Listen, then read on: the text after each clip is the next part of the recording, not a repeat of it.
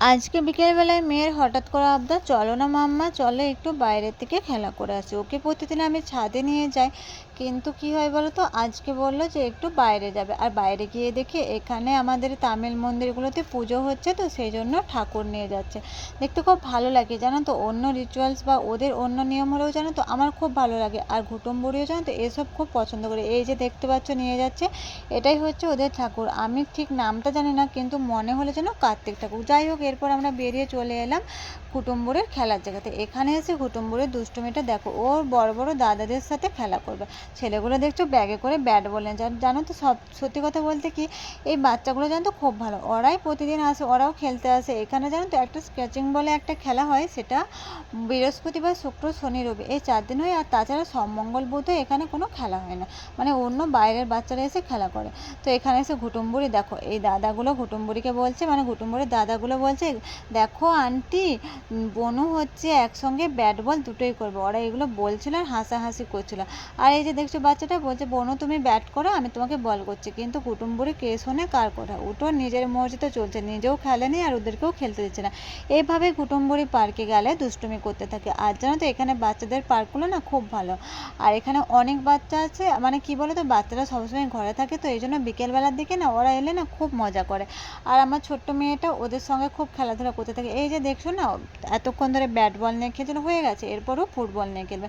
এইভাবেই দুষ্টুমি করতে থাকে। কিন্তু বাচ্চাগুলো জানো তো খুব ভালো, ওকে দেখো এরাও কিন্তু বল দিয়ে দেবে, এদের সাথেও খেলা করবে। কিন্তু আমারই তো দুষ্টু মেয়ে এর কাছ থেকে বল নিয়ে নিচ্ছে, তো ওর কাছ থেকে ব্যাট নিয়েছে, এরকমভাবে দুষ্টামি করতেই থাকে। আর একটা আমার বান্ধবী গিয়েছিল, মানে কুটুম্বরের আন্টি, সে হাঁটাহাঁটি করছিল, আমাকে বলছিল চলে আসো আমার সঙ্গে হাঁটবে। আমি তাই বলছিলাম যে আমার যা দুষ্টু মেয়ে, ওর পেছনে ঘুরতে ঘুরতে আমার হাঁটা হয়ে যাচ্ছে, আমার আর আলাদাভাবে হাঁটা লাগবে না, সত্যি কথা বলতে তাই। আর দেখো কুটুম্বুরি এদের সাথে কি সুন্দর খেলা করছে।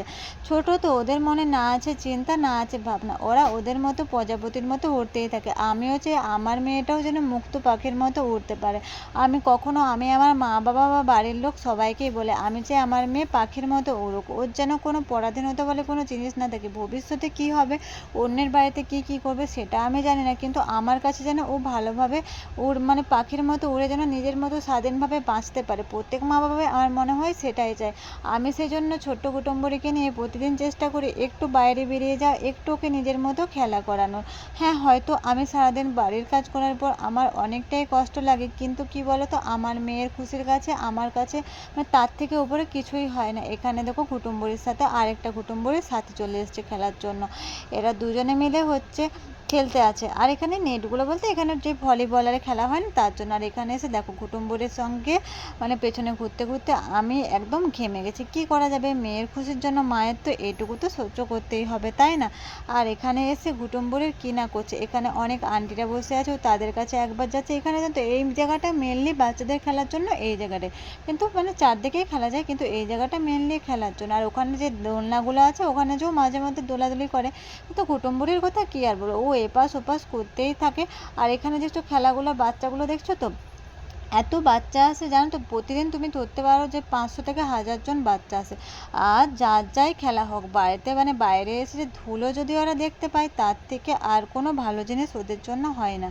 আর এসব ধুলো নিয়েই খেলতে থাকে। এভাবে কুটুম্বরি আর মানে ওর আবার একজন বন্ধু পেয়ে গেছে, এভাবে ওর বন্ধুত্ব শেষ নেই, এভাবেই ওরা খেলতে থাকে। আমার যেন তো খুব মনে পড়ে ছোটোবেলাতে আমরাও এভাবে খেলতাম, আমরাও যদি আবার সেই ছোটোবেলাটাকে ফিরে পেতাম, চাইলেও হয়তো পাবো না ছোটোবেলাটা, কিন্তু মেয়ের মধ্য দিয়ে আমি সবসময় চেষ্টা করি যে আমার সেই ছোটোবেলাটা আমি আমার মেয়ের মধ্যে দিয়ে উপভোগ করার চেষ্টা করি। দেখছো তো এখানে কুটুম্বরে দেখছে আর ওদের সঙ্গেও খেলার চেষ্টা করছে। আর এই জায়গাটাতে দেখো কুটুম্বরে এখানে এসে, এই জায়গাটাতে সবাই মানে অনেকেই বসে থাকে। হ্যাঁ, আর এখন একটু সন্ধে সন্ধে যেহেতু হয়ে গেছিলো, সেই জন্য এখানে একটু বসেছিলাম, তারপর আমরা চলে গিয়েছিলাম বাড়ির দিকে। আর হ্যাঁ, এই বাড়ি যাওয়ার আগে জানো তো, কুটুম্বরে একদমই কোনো দিনের জন্য চায় না যে বাড়ি আসবো।